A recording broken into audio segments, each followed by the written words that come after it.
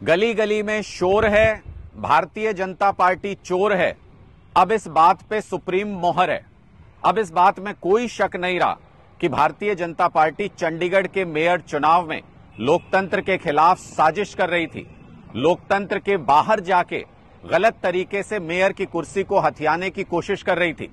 Supreme court ने ठीक उसी लाइन पर आदेश दिया है जो आम आदमी पार्टी पूरे देश में मुद्दा उठा रही थी कि भारतीय जनता पार्टी ने ये लोकतंत्र को खत्म करके तानाशाही तरीके से अपना मेयर बिठाने की साजिश की थी। जो प्रिजाइडिंग ऑफिसर बिठाया वो भारतीय जनता पार्टी का आदमी था और वो सरासर बैलेट को खराब करके, हमारे वोट खराब करके भारतीय जनता पार्टी का मेयर बनाने की साजिश रच रहा था।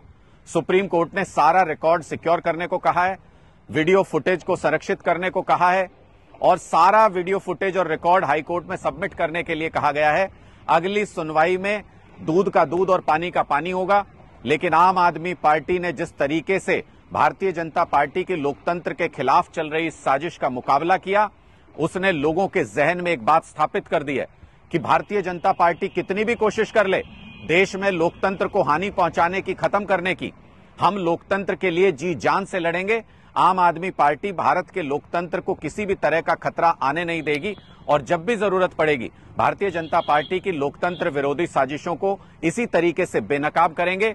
मेयर के चुनाव को लेकर सुप्रीम कोर्ट ने आज कोर्ट में जो सुनवाई की वो भारतीय जनता पार्टी की लोकतंत्र विरोधी साजिशों के मुंह पर तमाचा है, चंडीगढ़ प्रशासन के मुंह पर तमाचा है और मेयर चुनाव में जैसे वोट की लूट भारतीय जनता पार्टी ने करनी चाहिए उसका पूरा रहस्य उजागर हो गया है। भारतीय जनता पार्टी की साजिश बेपर्दा हो गई है और पूरे देश में लोगों को पता चल गया है कि वोट चोर भाजपा देश में लोकतंत्र में वोट चुराने की कोशिश कर रही है। उनकी साजिशें बेनकाब हो गई।